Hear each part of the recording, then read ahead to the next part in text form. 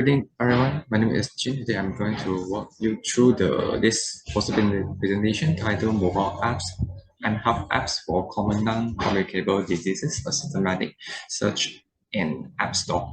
So the prevalence of chronic diseases with its high prevalence can be seen globally as well as in Malaysia. So particularly, we are looking into the prevalence of the hypercholesterolemia, hypertension, diabetes, as well as overweight and obesity prevalence.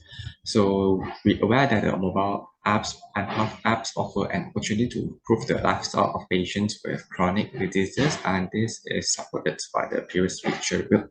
So however, the health apps availability in and its feature for dietary management of common NCDs are poorly investigated in Malaysia. Therefore, in this study, we are able to investigate the availability and characteristic of mHealth for common ICDS management based on the description provided by the developer for promoting health outcomes and self-monitoring. So this was a cross-sectional study. So a systematic search was conducted on Google Play Store between 7 July and 14 July 2022. So we performed the content analysis, comparisons, and functionality assessment.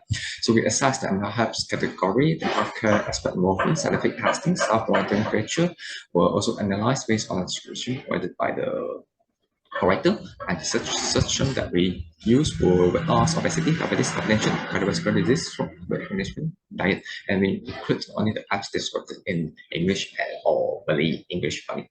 So here the result.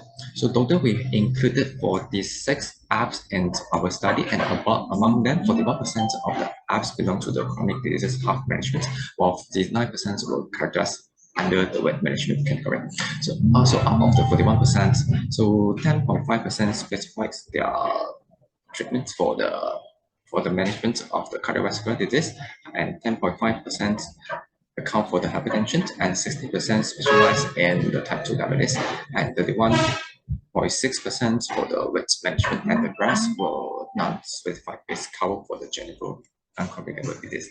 So we discovered that only 2% of the apps was provided by the health authorities. In terms of the functionality assessment, we discovered that 44% had online consultations, real-time online consultations in their apps, and they also include the in-app purchase and the subscriptions assistance in their apps.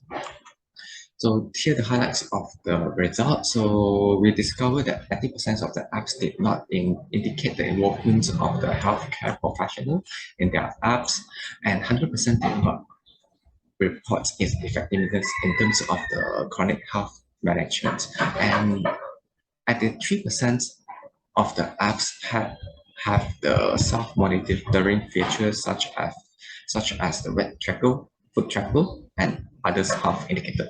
So we acknowledge the fact that the development, availability, and the use of the health apps have demonstrated an exponential growth trend. So majority of the mobile health applications available for Malaysian market are under weight management apps. So most of the health apps for chronic health diseases have limited functionality for diets and lack of involvement of the health professional and lack of scientific evidence. So therefore, we conclude that the ML health should be optimized by involving the health professional to gain the user confidence level and to achieve the desired health outcomes.